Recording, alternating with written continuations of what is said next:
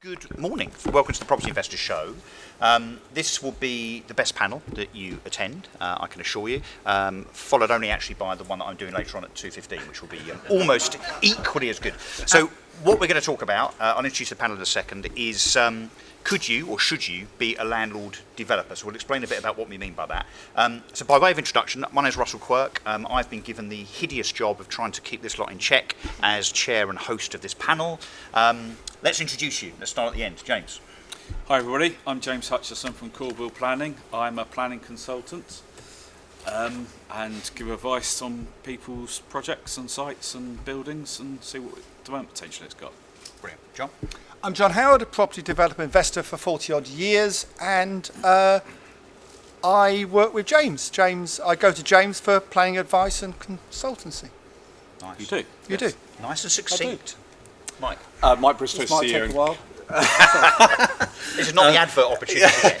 Mike Bristow, CEO and co-founder of CrowdProperty. We've backed about £600 million worth of property projects, and we're a big supporter of small and medium-sized developers who are fundamental to house building in this country. Brilliant, thank you. That Ritchie? was good, wasn't it? Yeah. Ritchie Clapson. We're going to finish early. Sorry. Yes, I think we surprised will. there, Ritchie. No, well, it's good. Ritchie Clapson, I'm actually a chartered structural engineer. I've been in the industry almost 40 years, not as long as John, and of course you can probably tell when you look at both of us, he is obviously the older one. Debatable. I would definitely go to James for advice. I'd never go to John for advice, but I'd go for him for a Very beer true. because he's a nice sort of guy. I've been in the industry, as I say, a long time developing, running projects, all sorts of things. I now retired 12 years ago, and for my sins, I now train existing developers to do it better and new developers to get started. Brilliant, thank you. Good, okay, so let's talk about the developer landlord opportunity. I think we should probably, given that a few things have been going on in the economy over the last couple of weeks, I don't know if you've noticed. Have there? Yeah, there's been a couple of things going on. So I think we should probably talk about the market, don't you, first? What have So we got? I'll give you kind of my kind of two penneth, if you like, in terms of kind of where we are and I think importantly where this is all going to go. I've increasingly been singled out on social media recently as naively optimistic, and you'll see why in a second. And then we'll take a view in terms of what the panel think and hopefully find a bit of a balance in terms of kind of what's going on. So there was a kind of unofficial budget. In fact, it was 2 weeks ago today. 2 weeks ago That has today. flown by.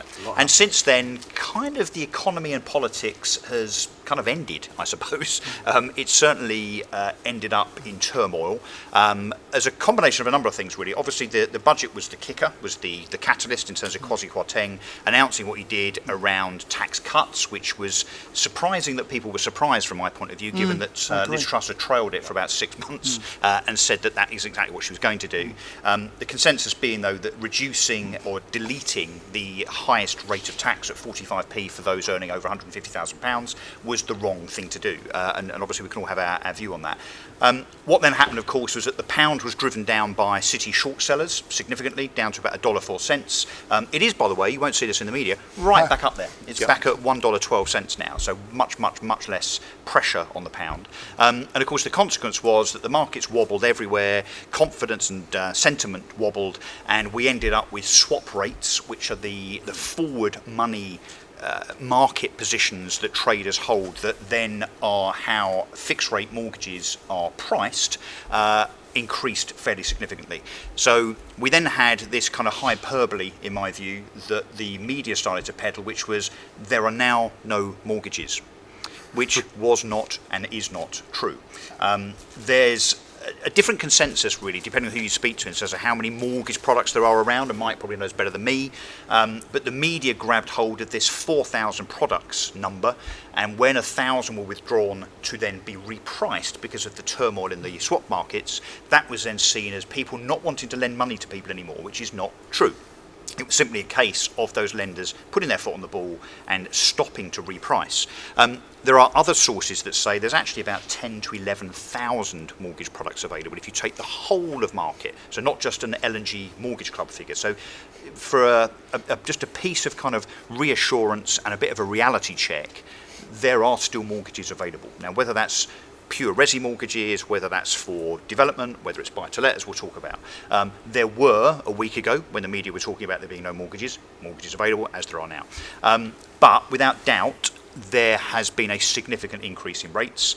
However, over the last 2 or 3 days, because the markets have now settled, particularly as the government have done what they always do, it seems, U-turned on the 45p decision. Bit harsh. Happens a lot, you know. We thought it was just Boris, turns out it's Liz Truss too. But anyway, so now there's less pressure on rates. So this morning, HSBC, as I predicted on GB News yesterday, have already reduced their fixed rate products. You won't hear that in the news either, I'm afraid, because media, being something that I know a little bit about, they like the bad news. They like the sensationalism. They like to scare you a little bit, I'm afraid. So that's the kind of reality. Now, off the back of that, we then have to start thinking about not just the lending environment, which the guys will talk about a bit later on, but also what happens to the housing market in terms of both volume and price.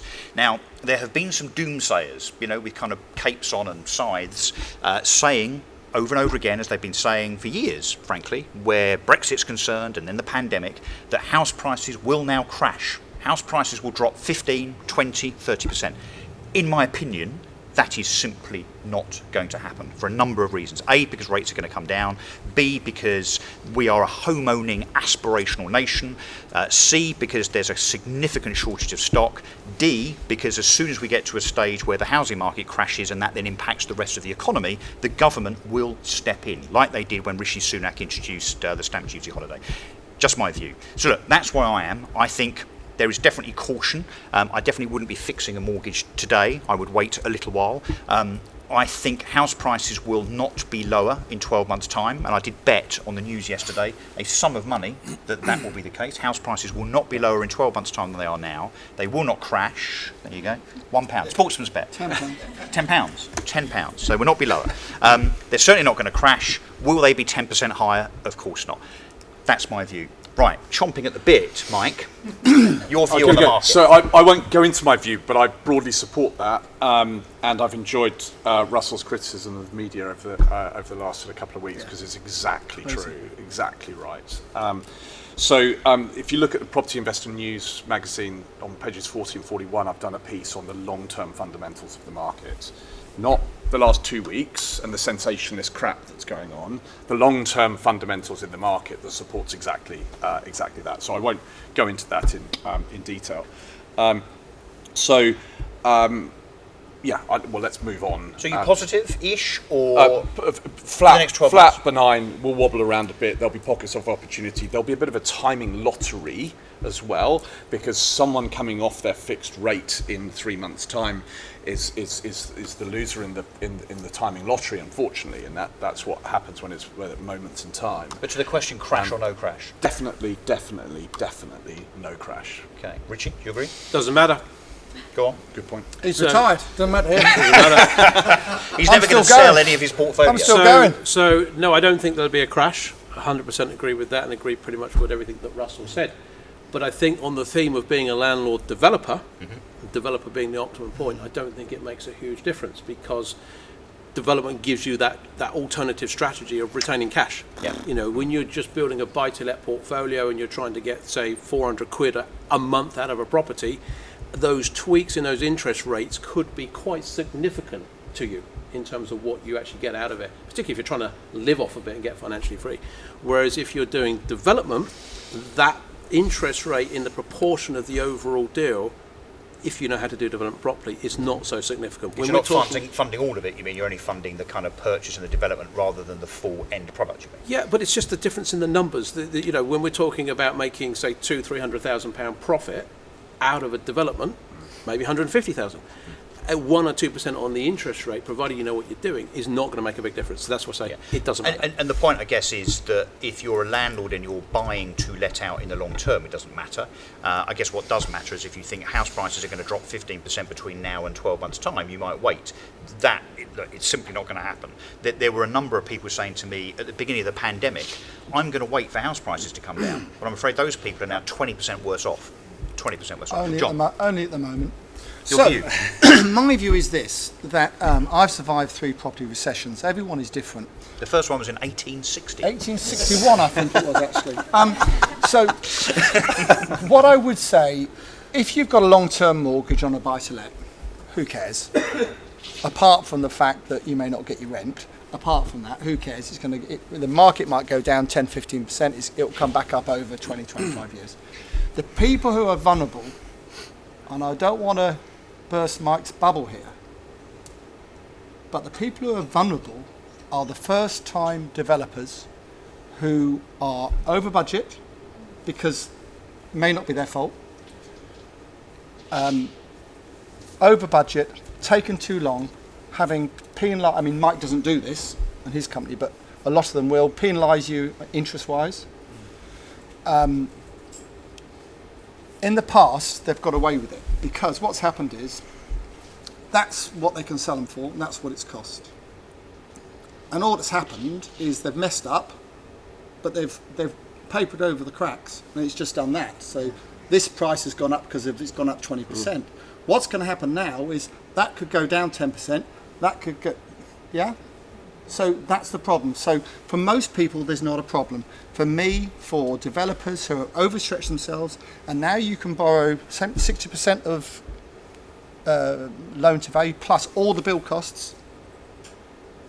You know, are banks going to, if the build costs have gone up 20% during the process or whatever it might be, are the banks going to cover that? Are they going to support you? Are they not? In 2008, I was feeling very smug. For once, I had no borrowings. Sorry, no borrowings. I had lots of borrowings, no personal guarantees whatsoever, and a 4 million overdraft facility with the bank. Overnight, they want me to go and see them. Went to see them and said, yeah, well, the market's dropped 25%, John, across the board, and that 4 million facility you haven't used yet, don't use it because we've taken it off you today. And by the way, we want personal guarantees on everything, otherwise you have to put another £2 million into your portfolio. Oh, and we're valuing it now, and we're going to value it, and it's 87,000 to value it. We'll take the money out. We will talk about lending, borrowing, that's what happens. And criteria later. But just saying, that is what happens when things start to go wrong. Yeah, and traditional lenders will be the first to do that. So as I said, we'll talk about that in a bit more detail a bit later on. But your sentiment in terms of the next 12 months for the market itself, so volume and values. Volume will go down, property will go down, perhaps 10, 15%. In certain areas it won't, in certain areas it will. And the most vulnerable are people with half-finished projects. Got it, okay. James, your view. What's the market going to do? Well, I think putting my planning consultant hat on and talking about development, which is obviously what I'm specialise in, it's about being careful in terms of the sort of projects that you're proceeding with. You need to be very sure that you've got the, a margin in it. You need to make sure that the project's safe in terms of the plan constraints, that you fully understand what's required, how long it's going to take you to get through that planning process, and what you're going to come out the other end with. And as long as you make sure all that stacks up, then you'll be safe. So, got it. Okay. Right. So look, that's a market overview, which hopefully is helpful. Has anyone got any comment or any questions? Because we should keep this as interactive as we can, I think. So, anyone got a view? Are there?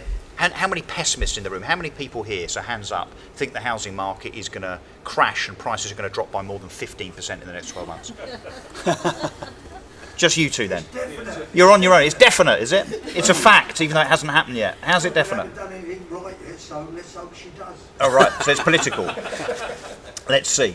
Well, we'll reconvene in 12 months' time and see who was right and who wasn't. I'll get my £10 then, don't I? What, you might, yeah, or I'll win and I'll be buying the drinks. Right, let's talk about what we're actually here to discuss, which is developer landlords. So, who wants to explain what a developer landlord is? John, you might be best placed to do this. Do you think so? Well, I don't know. You don't have to. Somebody else can do it. Ritchie might probably, because you will have people who are landlords at the moment that want to get into development, and you've been very supportive to those people over the years. Let's explain what the definition is, what we think it is. So, 20 years ago, when I started investing, you'd buy a flat, rent it out, wait a year, remortgage, buy another one, and just scale like that, right? The market took you. Now, that got a load more competitive because there was extraordinary profit in it, right? Landlords had to think a bit more, okay? And fortunately, which I think small landlords have been bad at doing historically and quite lazy at doing, they haven't thought about who am I renting it to, what's our target market, and let's make it great for that so I can outperform the market, right? That is smart, right? And as part of that, landlords started to do more works on their property, whether it was just a simple HMO conversion or actually quite an elevated co-living conversion, etc. Right?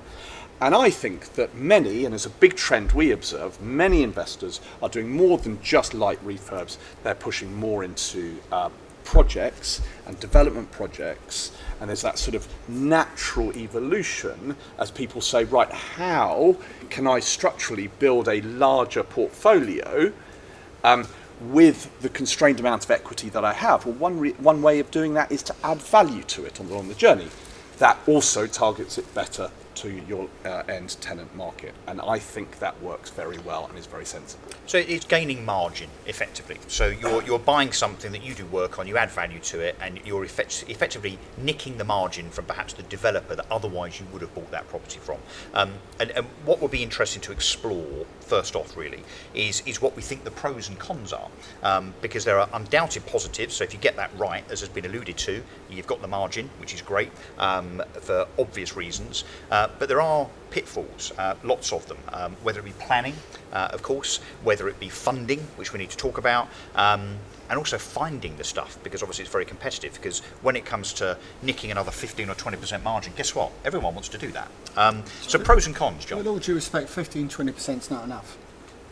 You need to work on, especially at the moment, you need to be working on 30-35% to be safe, because if the market drops 10-15%, you're still okay. So the ones and working is that on historically 20%, achievable, or are you saying Yes. that's what should happen now? it's achievable. Right. In a very hot market, it's very hard to do, but in this market, it isn't. Shouldn't be too hard to do. Because you think it'll be But easier if to you- find opportunities at less money? Exactly, and if 15-20%, if something goes wrong, there's not enough margin in it. You know, you can see it's not rocket science, and the problem is, when the market's hot, it's really the time to step back and not do very much, and the time to start warming up is now. So if you're a substitute, you'll be warming up, you're running up and down the touchline at the moment, going, can't wait to get on, can't wait to get on. Now, you still need to be patient, because you don't really want to catch a falling knife. You want to know what's going to happen. You have to be very skilled, in my view, to get in the market now, not knowing quite where it's going to be. And the last year, we've been very cautious the last 2 or 3 years. In the last year, we've only really concentrated on buying part finished stock where developers have gone bust, because we can get in and out quicker. Okay, it's got challenges and problems which we can deal with. And there's a great advantage for people who are looking to retain that side of stock as well, you know, to finish it and retain it, because you're getting that discount. Someone has taken the hit on it, if you like. So there are opportunities, and if you are looking, to be fair, if you are looking to retain what you're buying now, then I think Mike's right, and I think Ritchie will be able to help here greatly to you as well, to advise you how to go about that. If you're looking to buy and sell it on, I'd be careful, because we don't quite know where the market's going to land. Russell does, no one else does. Crystal ball, yeah. You know, just be careful is what I would say. Okay, so let's talk about some of the disadvantages, because I think we could sit here saying how wonderful it is to go out and find opportunities and do something a bit clever, increase your margin, be protected. But let's talk about some of the pitfalls without being, as we talked about the media being all doom and gloom. Let's not quite hyperbolise as the media might hear. Let's talk about some of the things that you should take account of if you're about to embark potentially on this kind of philosophy. So, for instance, the fact that now, I guess, labour and materials when it comes to refurbishing and building are not quite as value for money as they might have been 12 months ago. So would we agree that that's something that you need to consider? The cost of a refurbishment or a redevelopment versus perhaps what it would have been a year ago. I'm going to pass it swiftly on to Ritchie here, because he's the qualified because one. actually this is a general market comment. He's going to pass it on to me, but he's going to comment on the way. Yeah, of course. You know me, Funny Ritchie. that. We should be careful not to conflate cost of living crisis and material cost inflation, right? Material cost inflation started eons ago, relatively, like 2.5 years ago in the pandemic and supply chains, right? If you look at the market I'm now fascinated by, which is US lumber futures, which is basically an indicator of timber pricing, it's at 2019 levels. Now, can you achieve that in the market? Not necessarily at the moment, but the bigger picture trading markets are saying commodities are at a level that are manageable. But developers still have to use energy to dig holes in the ground. But I don't think that's the biggest risk. The biggest risk is that development is hard and stressful and a lot of stuff goes wrong, and you need to know how to do it. And you think it looks easier than it is? Yeah. Ritchie? You do, and I think, let me just go back to the definition of landlord-developer, because I just want to expand on that. When you become a developer, is a big step up from being a landlord. Many landlords like the idea of getting into development. They look at development and they think, well, that can't be that difficult. And a lot of people come to us and they say, oh, I've got all my trades. I've got my electricians, I've got my plasterers, I've got my plumbers. I've got all those relationships. You don't need any of those. Okay, that's not the way you work in development, in my opinion. Okay, risk is involved. Okay, if you made £250,000 a year, would that change your lives? I guess it would. But if you lost it, would that change your lives for the opposite direction? Yes, it will. So it's much more complicated. In terms of being a landlord developer, it's that step up, which you should be as a landlord. You should be knowing how to run a business, and most of us don't get taught how to run a business in this country. But being a developer is definitely running a business, and you need to look at it very differently, because one thing that will also catch you out is cash flow, if you don't understand how the business works. And so it's stepping up into a position where you're running a business and controlling the risk and having the right people around you. Being a landlord developer isn't building things like this.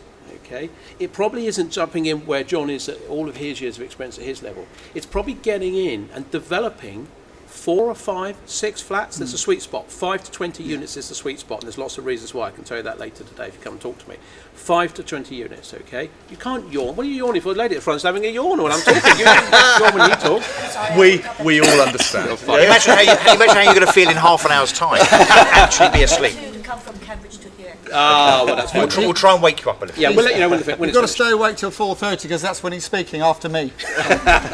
So, getting back to it, in terms of developing, 5 or 6 units out of repurposing a building, speaking to someone like James, where you've got an existing building that's there, because the planning system in this country is broken, that's a risk. The planning system has got a risk. None of you here will have enough time to become as experienced as John, okay? Because you'll be dead. That's the harsh reality. So, and I'm surprised he's not, okay? But maybe he is, okay? Maybe it's a ghost. Maybe he's a ghost. But the way you get into this is run a business. You transition into this using your existing skills. We teach people how to run a business as a CEO. That minimises your risk, okay? That's where you bring in people like James and all of his other fellow consultants, the architects, the engineers, okay, the funders. You run the business. You control the business. The biggest risk I think for anyone out here, anyone in this audience, or anyone downstairs, is they give it a go.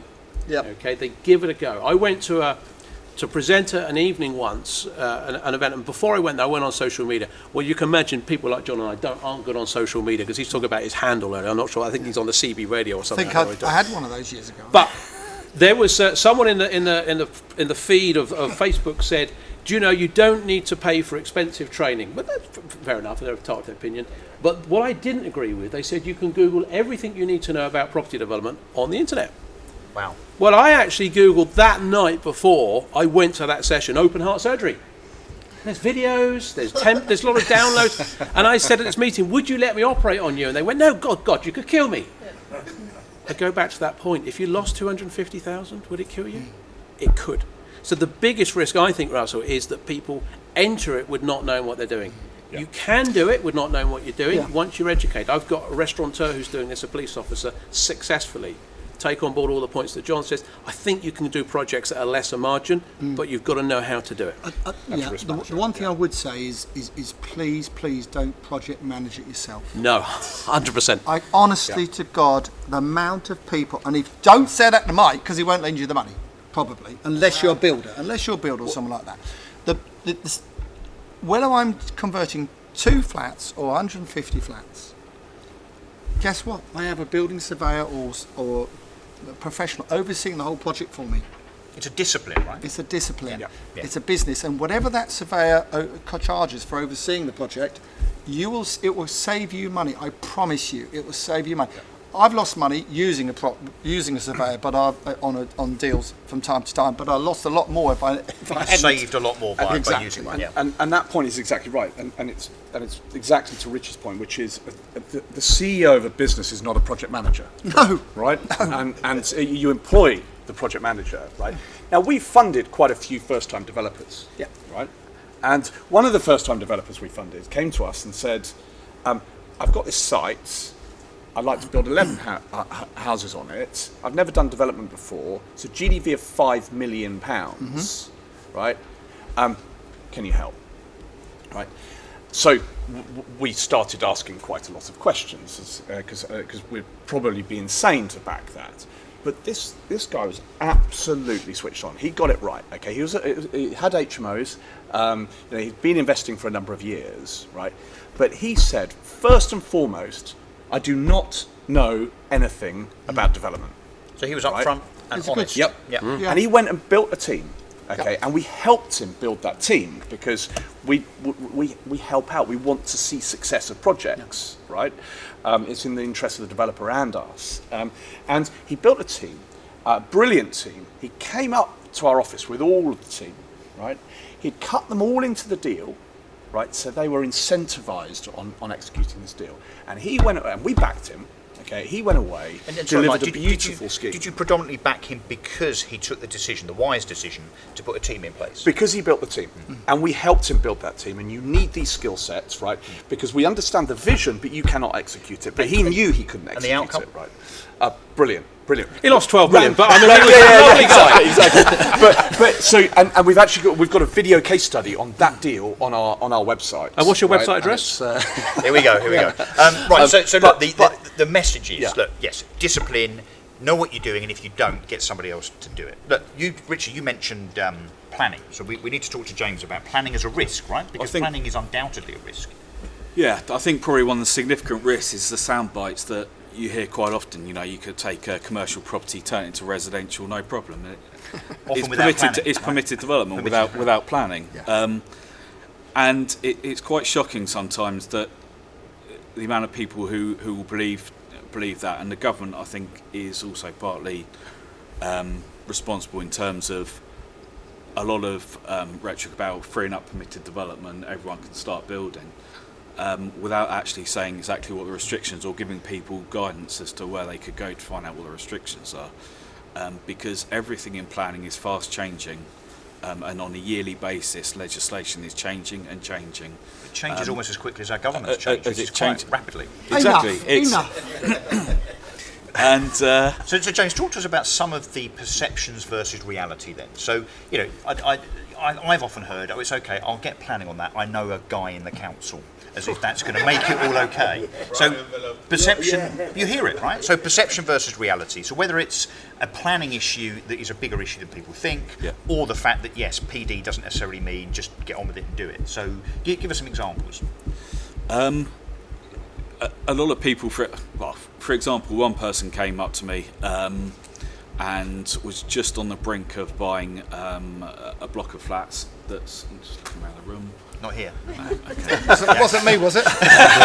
Wasn't me, was it? Was it an old boy? Old fella? And to be fair, they did do something right. They came and got professional. They did come. They came to you, right? Yeah. But there's certain areas that you can't build in. There's natural habitats nearby, conservation areas, listed buildings, things like that. That people won't do a fundamental constraint search.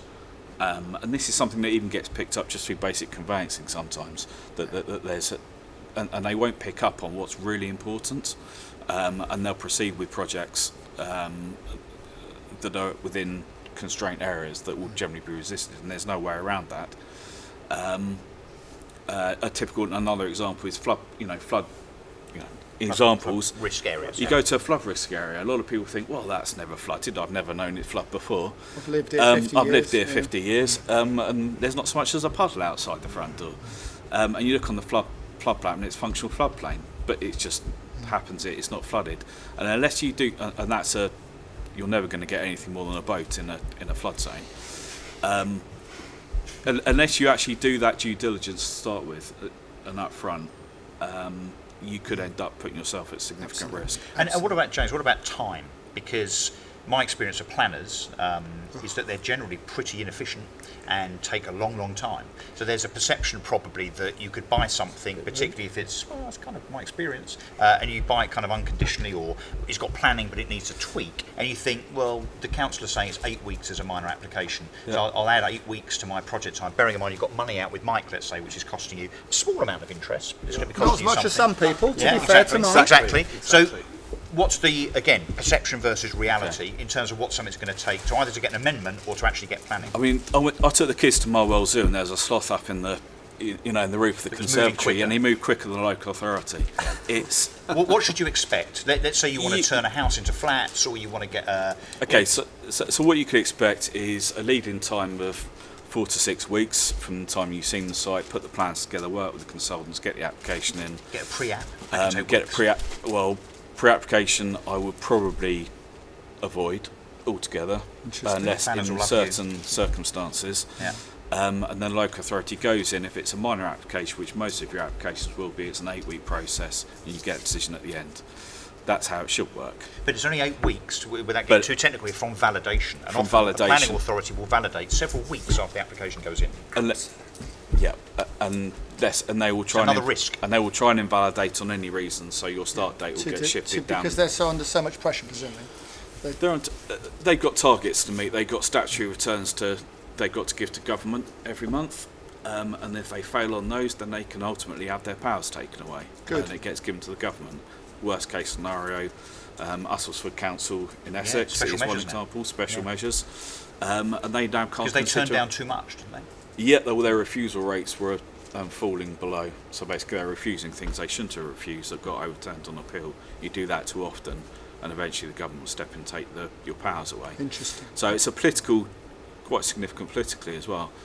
But yeah, it was an 8-week, and you can do extensions. Nowadays, probably 95% of planning applications that will go in will go over time.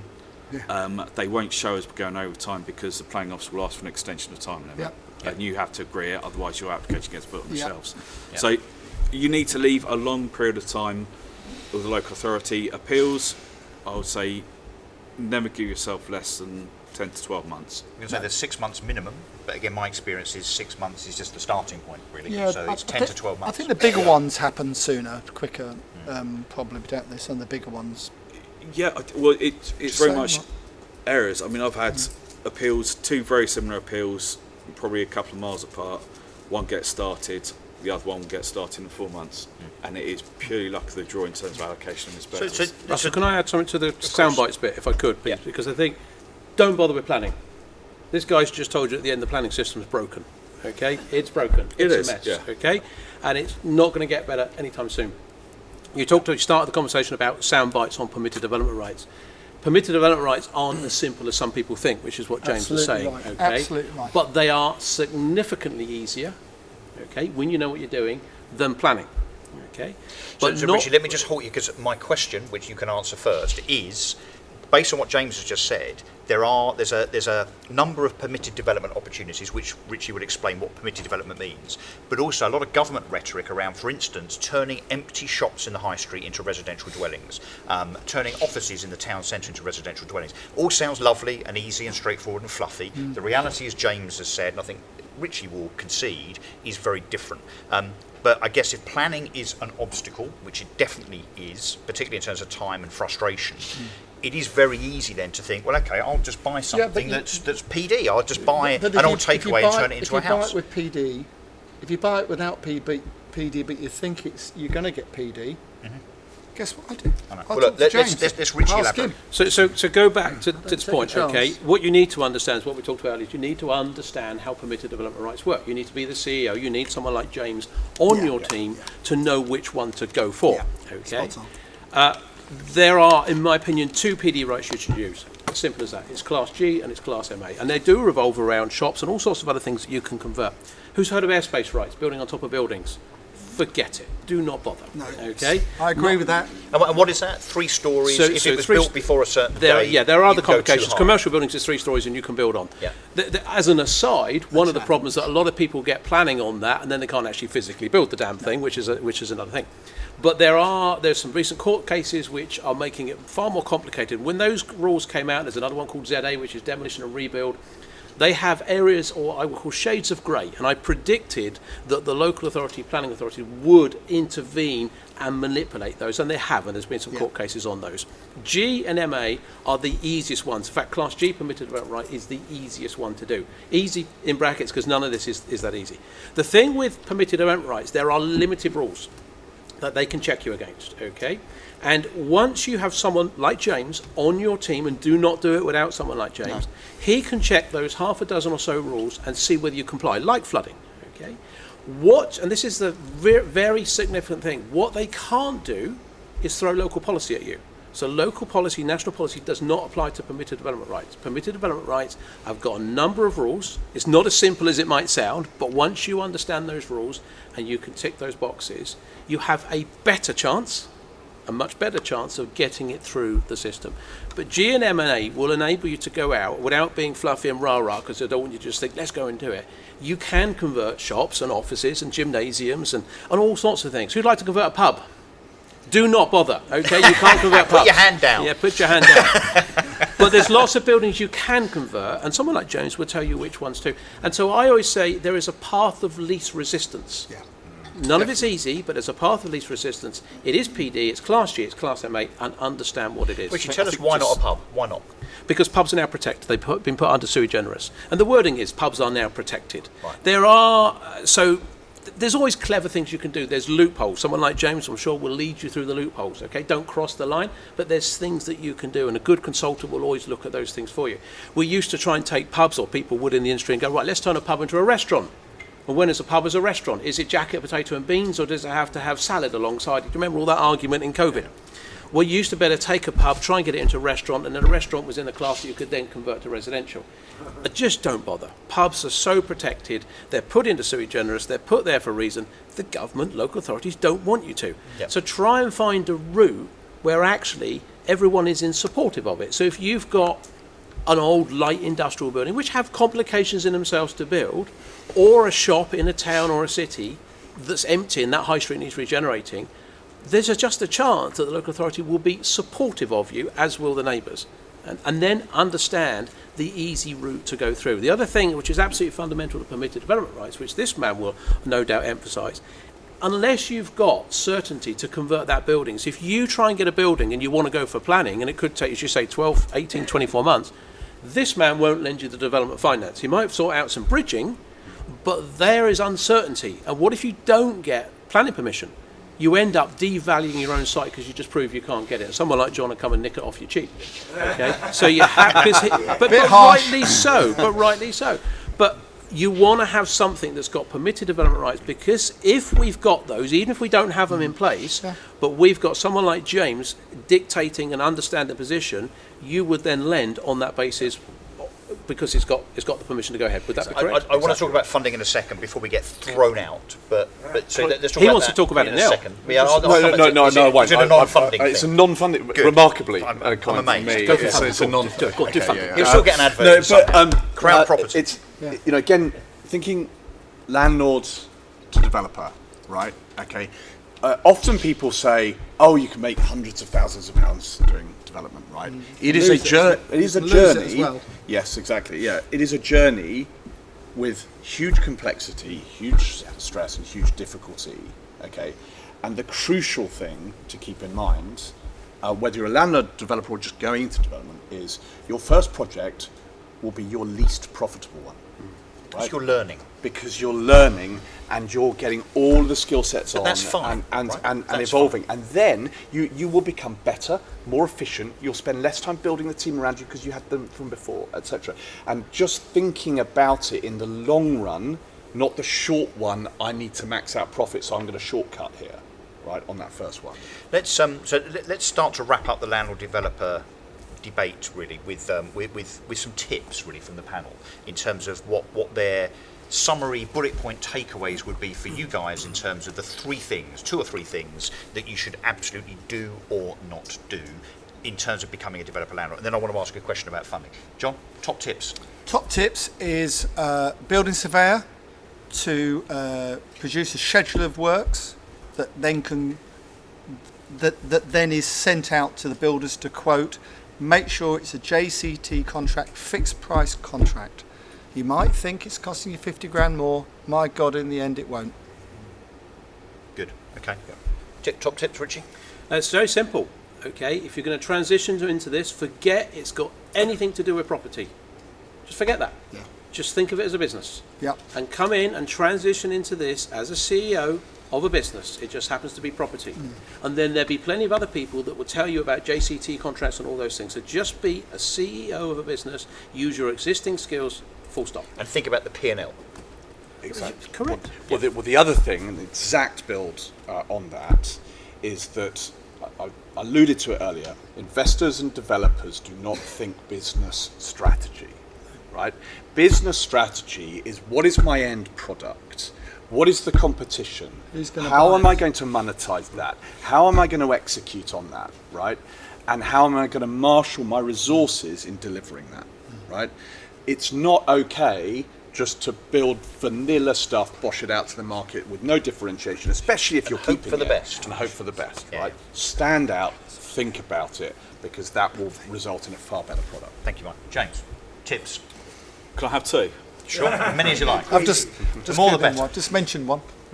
The one that John's very helpfully mentioned is conditions on plan permissions, even on prior approvals. Make sure that you get those settled with the local authority and you Preconditions. understand them, because a lot of people go get their plan permission, don't understand the conditions, start work and end up in a nightmare of problems.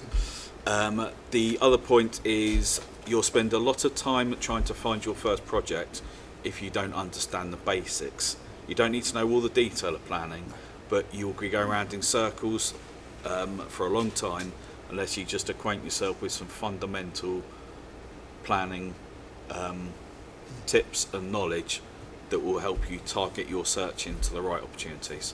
Good. So it's worth getting that. And probably one final one from me, just take a breath, particularly at the moment. So it'll be very exciting the first time you start thinking about a project, you know, because it's your project and you're actually going to create something. It's all very exciting. Put your foot on the ball, take a breath, stop, think about it for a bit longer than you normally would. Take the advice that these guys are giving you in terms of how to orchestrate, how to think about a project and so on, but don't rush in, for goodness sake. Let's talk about funding, because I think that we have the benefit of this man here in particular, although these guys will all be, I mean, he's probably borrowed, I don't know, how many billions of pounds have you borrowed I don't and paid like back? think about. I've just paid back the government, so they can do a bit more now. Well, could you pay them some more so they can get good at being government? That would be really good. So let's talk about the lending environment, because that will have either changed immeasurably recently, or the perception will be that particularly for a developer or a buy-to-let investor stroke landlord. So, Mike, talk to us about what's going on, and please feel free to talk about the differentiation that CrowdProperty offer. I wouldn't have done Of course not. without that invite. Really? So, look, okay, so there are so let's talk about development lending. There are segments within the market, right? There are banks, okay? We set our business up because we believe banks really hated SME developers. They're broken. Right? And broken. They are better capitalised now. There's money Yeah. flying, but they are not good development lenders generally, right? As they will retrench first and are, right? Okay, money will still flow. It's not 0809, but they will be most conservative in the market on every level, and if they're lending, they're lower LTVs. Then you've got the whole sort of non-bank lending sector, right? And this is really important, that in any market, you need to understand the certainty of funding that sits behind the institution you're borrowing from, right? This got overlooked in the years to 2020, and then everyone realised, oh, wait a minute, these lenders are not as reliable as we thought they were, because in May 2020, most of the development finance sector stopped lending. Right, banks retrenched, number one. Non-bank lenders typically have one source of wholesale capital. Large global asset managers or similar that provide their capital, right? And in times of struggle, those asset managers often have a book of equity investments on markets that goes volatile, and they say, please pause on your development lending, right? And we saw that across the board during COVID. And the good news is that developers now know more so to understand the reliability of that capital, right? And in particular can point to a case study, right, what happened during COVID. There are big names that stopped lending through COVID. There are big names that stopped releasing drawdowns on projects through COVID, which screws the projects, right? We know because we refinanced a lot of those, right? So understanding what they did in COVID is really important. You can speak to many people have a view on that. Brokers have a good view on that. Other market participants have a good view on that. So whoever you're considering, make sure that they were reliable, because that will play out again in any kind of uncertainty. Well, you said something to me before we opened up this morning with regard to rates. And this isn't designed to be a blatant advert for my friend here, but we've had a lot over the last 2 weeks about rate movements and how rates have increased significantly. My view is that they're going to come down. They're already starting to come down in terms of fixed rate money. You haven't increased your rates. So mortgages... Form an orderly queue. Mortgages and mortgage rates are very much linked to overnight money markets, right? So they react very quickly, okay, to market movements and Bank of England base rate movements, right? Generally, the shorter term finance markets, that is not the banks, the non-bank lenders, are slightly slower at rolling through price increases in the market. However, then they rapidly react. We're seeing uplifts of 2 to 3% uplift on your dev finance in the market. Okay, we're also seeing the classic old devious stuff of, right, okay, we're changing our pricing to Bank of England rate plus X, right? But it's not Bank of England rate today, it's Bank of England rate when we actually complete your loan in 4 months' time, right? Lots more variable, which didn't really exist in debt finance before. We have diverse source of capital across a lot of global institutions, right? And none of it is linked to base rates. So none you've of it already is linked booked to your money effectively. Yes, exactly. And it's discretionary on our deployment, and we tell them where we've deployed their money, not, oh, could we have some money against this one, right? Which is the most of the non-bank lending market, right? So those are crucial things. And basically, we have not increased our rates despite the last month of interest, or a few months of interest rate rises, and the rather the chaotic times of 2 weeks ago. Now, we therefore expect to be backing more and more projects and more high quality projects as a result of that. Are your loan to values changing?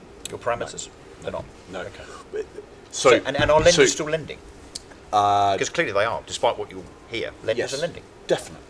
Definitely. There's a lot of capital out there looking for a home. Banks are better capitalised. So, actually, what happened with the PRA and the FCA post-global financial crisis is they actually learnt from it, and banks are actually well capitalised now, right? That is a good cornerstone for a credit market, right? But there is a bucket load of capital looking for a home, and a lot of that is looking for debt coupons as a home. What rate are you charging? That I want the figures. What rate are you charging? Well, it depends on the project and the developer. Good right? question. So question. Our framework rates are between about 8.5 and about 11. I've just secured a 4.9 for a broker. I was confirmed the other day. With dev finance. No, with a broker. To what? To purchase a buy-to-let or for development? Purchase a property. Yes, with development finance. With development finance. This is slightly different. It's different. So we fund the project, not the end asset. So that is a mortgage market linked product. Yeah. Yeah. Can I No, because there's a lot of project risk. Can I just say, in terms of rates, I think it's interesting, and this is not trying to do an advert for Mike's business, but other businesses like him are available, of course. Not just not as good. Not as charismatic or as good. But it's not about the rate. When we're talking about development market, okay, we have got bigger margins, and we talked about that fluctuation, but actually it's a funder that will look after you. Do not chase that rate as a developer. Try and work, because as Mike said, there's people out there that have had the rug pulled out from underneath them, okay? You want to work with someone in this organisation, in this industry, that's going to lend you the development finance, as we're talking about, not about a mortgage, because development finance is a very different business. And if you do, we were talking earlier, John was talking about overruns, cost overruns, you need an organisation that understands... And you can trust. That you 100%, and you can trust that will assist you when things go wrong, because things go wrong in development. There are plenty of organisations out there that don't. So please do not just chase that rate. And also, Ritchie, if only that the has market the had- speed as well. Sure, Yeah. speed in terms of. He's not very fast. But if you're chasing away competition on a project, the last thing you want is a lender that's going to answer you in days and weeks, presumably. What the market really needs is a business offering property finance by property people, right? That's a good strapline. Yeah, If only exactly. you'd No, adopted should be it. written up. Exactly. But you're right. So look, the fundamentals are speed, ease, certainty, transparency, and expertise, right? If you can get that, and that is not us saying what people want. That's based off a lot of research in the market to listen to small and medium-sized developers for what they want. The other thing is, it's very easy to say speed. Everyone says they're quick, right? They're not. No. And like all things in life, there's cost and there's value. They're not the same thing. Right, look, let's go to you guys in terms of any comments or any burning questions. Anyone want to put their hand up and venture a question to the millions of years of experience here? Go on. Right, I'm reading in the mail a disaster. That's dangerous already. No, it's a disaster. This fellow's Grand Designs, he built this on Wales on a cliff. Lovely, he built an house, and it cost him his divorce. It took ages. And now he's got to sell it to pay his money back. What's the question? That's just seen the disaster, the way you could go.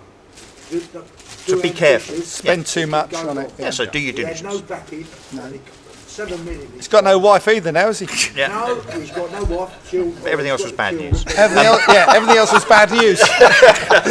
Apart from that, yes, so, far away. My question is for Ritchie, and you talked about find projects that has least sort of resistance, and so working with the council or having local or global, national support from the government policies, etc., would be very helpful. So does that mean when I'm looking for a development opportunity, I should be talking to the planning department of the council?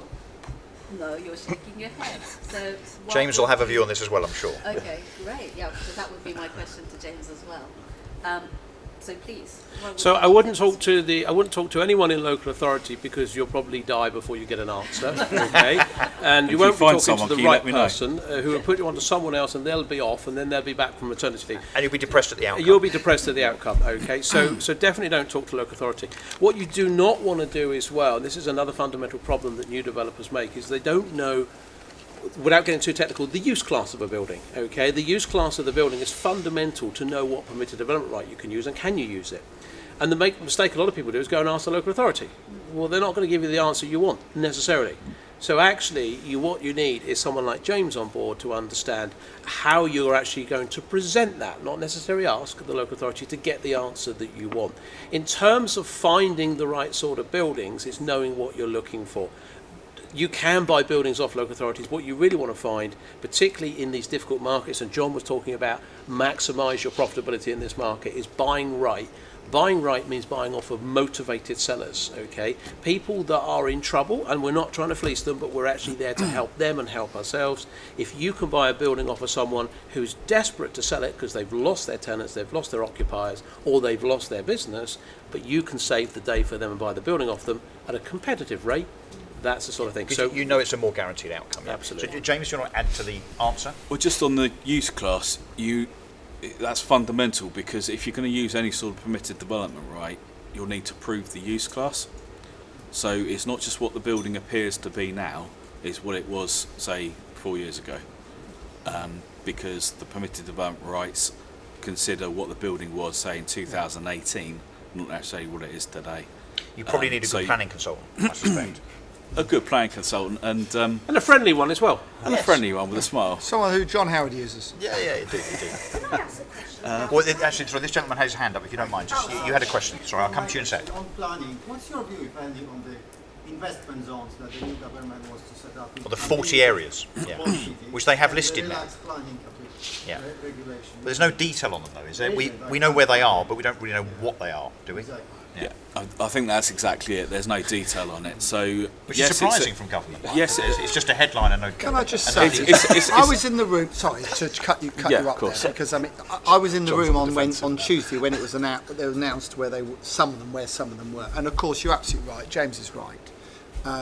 Is that all you wanted to say, that James was right?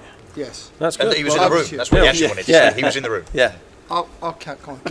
He's lost it. When you get to a certain age as well, it just goes a little bit. You know, you can start a sentence and you can't finish the it. belief is, and it's look, the devil's always in the Announce detail. all 40, but they The did mention belief a few. is that they will be low or zero in terms of tax for such things as stamp duty on commercial property purchase and also on corporation tax. So the idea is that those zones and areas will grow. That will have a positive effect on the community, consumer spending, house prices, I would say as well. It's a an really old good idea. thing. It's an old idea. It is, but do you remember the spectre of garden towns and garden villages that were launched with great kind of gusto about 10 or 15 years ago? They never happened. I mean, one or two did. Let's hope that this actually is fulfilled as a I policy. think these zones will happen, but the devil's in the detail. isn't Yeah, it, I think James? devil's in detail, and particularly, you know, if you took, and this is partly to do with permitted development as well, you'll get hit with, particularly a lot of London boroughs, with affordable housing, substantial affordable housing contributions. Still usually gets paid anyway, unless it's exempted through a Could be exempted investment zones, zone. yeah. But you will get hit with a lot of heavy Section 106 contributions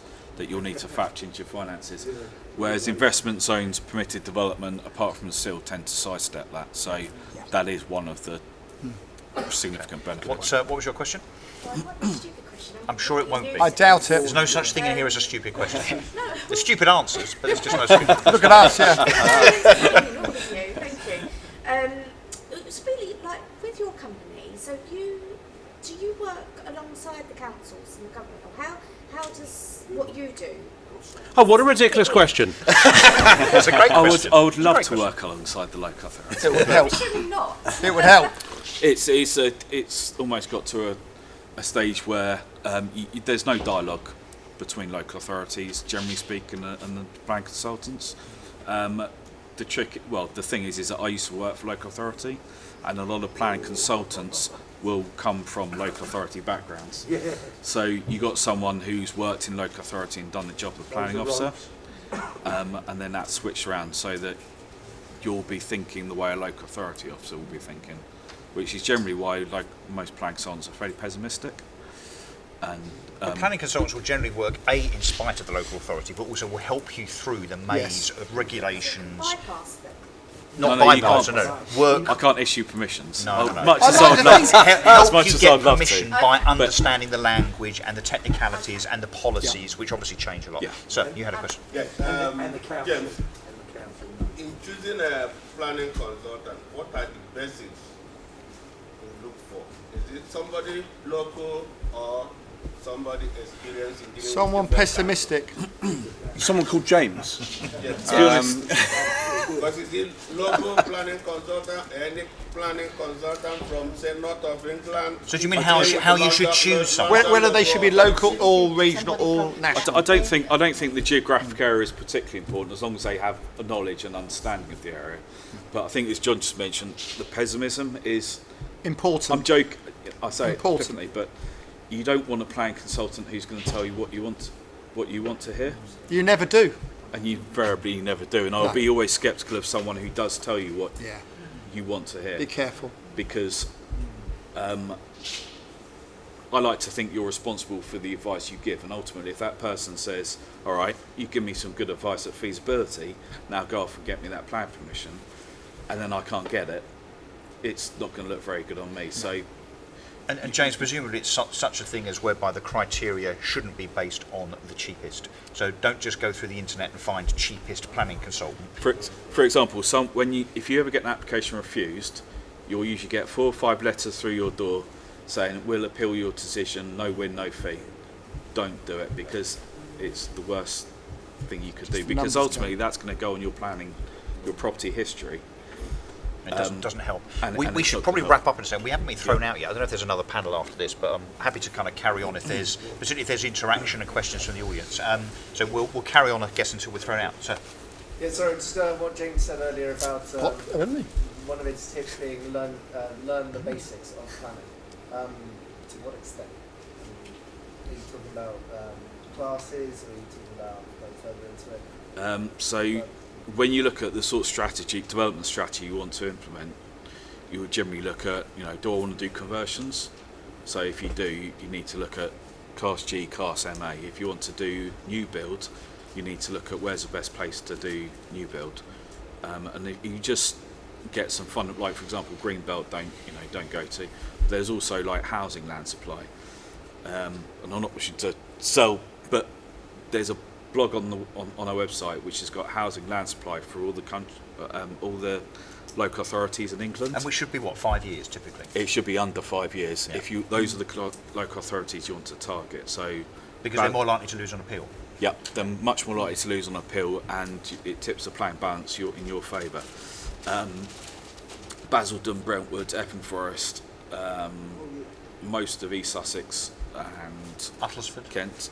Uttlesford is desperate for housing, and it's out of their control anyway if you submit a big enough application. Yeah. So it's just familiarising yourself with a few fundamentals that at least then you can target your search, and then you would pass it on to architects, planning It opens the consultants. door somewhat. So, sir, you had a question? I was just going to ask, outside of say houses, where's the big money investing also? So like care homes or I don't know if you're seeing like In terms of development projects, or just do you mean retirement villages, or is there other areas that money is going into now that you see? Anyone got the answer to that? I see a lot of activity. So if I was still investing in property myself and had the time to be doing so, I'd be making a very, very strong play into supported living. Right. Because we're all getting older. I think that's an exceptional, underserved, perceived to be complex market that you can crack and you can overlay an operating business, and lots and lots of really fundamentally good things that actually is serving a need of the country as well. Yeah. And an audience that's going to get bigger. And it's one that's served expensively, right? So, exactly. So, and we see a lot more momentum in that sector now. A lot more grassroots momentum. People are seeing that opportunity and starting to scale up there. And then the obvious thing, and sorry for saying the obvious thing, is the sort of the evolution and the professionalisation of the sort of the co-living sort of world, and getting ever more progressive propositions, stronger propositions, beautiful propositions in that really caters for professionals and really able to monetize a square foot in a residential building best. Ritchie, any view on where money should be otherwise spent apart from resi? No, well, I think in terms of, I echo what Mike has said there. I think that's important. I think if you want to work in what I would call straightforward resi, I would just add, say, work in the need market, not the want market, and need 1, 2, 3 bed properties, because they'll always go. I think outside of residential, there's lots that you can do, okay? Co-living, co-working, so there's very similar things, live-work type things, office pods, there's all sorts of things, co-retail. There's lots of sectors that you can look at as a developer. When I talk about being the CEO of a development company, it doesn't matter what you develop. Don't think, I'm going to have a property strategy, I'm just going to learn this, and then I'm going to go and learn this, and I'm going to be a developer and open your eyes to all these sorts of things out there. So the commercial sector, and you really should always, as a good businesswoman, you should be looking for diversification. So you should be looking at commercial and residential sectors. That's good advice. John? Well, I think I've sort of, you reinvent yourself over a number of years, really. So when everyone's caught up with you, you find you used to be Jackie, didn't you? Different. Sorry? Used to be Jackie. Yeah, I'm only Jackie on a Saturday night now. So you reinvent yourself and do another, have an angle, a different angle to everyone else. So at the moment, we're doing part finished developments because there aren't many people, doing them and can fund them and so on. And that changes. One thing I would say is I work, not closely because I don't like them, but I work with McCarthy Stone, Churchill, who are the two big retirement companies. So I find sites for them without planning. I buy them and I sell them on to them, subject to planning permission. And that's just another angle that we're talking about retirement and so on. Now, both of them, one of them has phoned me 3 times in the last 6 weeks and said, we need to offer less. You need to take less than what we've already contracted. You need to reduce it. We want to pay you less. So, well, tough.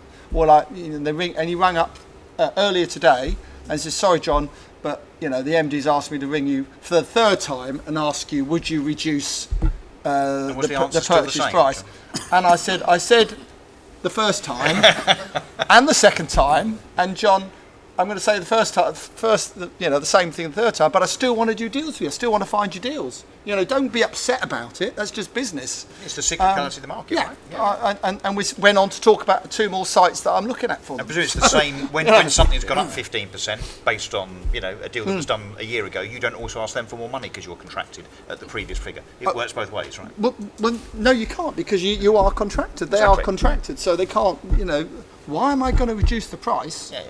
But kudos for unbelievable. trying. You've got to give one, them one more question, if there are any. Anybody else got a question? Put up their prices. Of course. That will always happen. Anybody else? Churchill. Yes, sir. Yeah. I understand that you don't necessarily need huge amounts of personal capital to get started in development because the deals are often financed by lenders and private investors. Yes. However, at some point, a personal guarantee is asked for. And if you don't have a huge asset portfolio, how does that affect things? Any comments on personal guarantee? John, you'll have experience of this then, Mike. John? Well, as I said, in 2008, because the market was so strong and our balance sheet looked so good, we said to banks, we don't pay guarantee, we don't sign personal guarantees. Well, that soon changed by 2009. I was delighted to sign them, otherwise I've got to find another 2 million quid. So, PGs, I think most banks will accept, 20%, 25%? 25 is market norm. Yeah, so 15's about right, probably.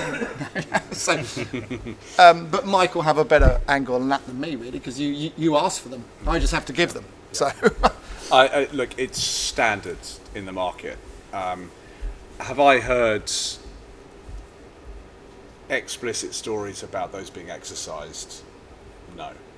Right. But they do get exercised. Well, I haven't personally seen that yet. And so, for example, one of the institutions we work with has backed $10 billion worth of developments globally, and they've never exercised a PG, right? And they're the wholesale funder, so we'll work with lots and lots of lenders, right?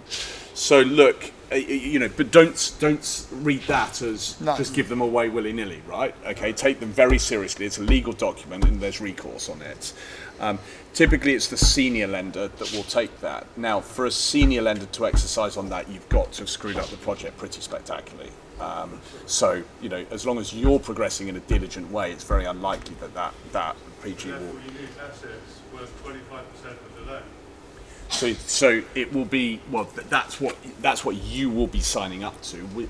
Everyone will then look at an assets and liability statement, okay? And an assets and liability statement rarely has any other PGs that you're offering out to other people. So can you wholly rely on that as a legal document? Not necessarily. But that is assessed on a case-by-case basis. So, I'm being told we must wind up because I'm sure we're well over. Look, ladies and gentlemen, thank you very much for attending. Thank you to the panel. I think some pearls and nuggets of wisdom there, which hopefully you'll go away with and execute on, despite the doom and gloom that there is around. But I think, as we said, take some of that with a pinch of salt. Thank you very much indeed. Thanks for attending. Thank you.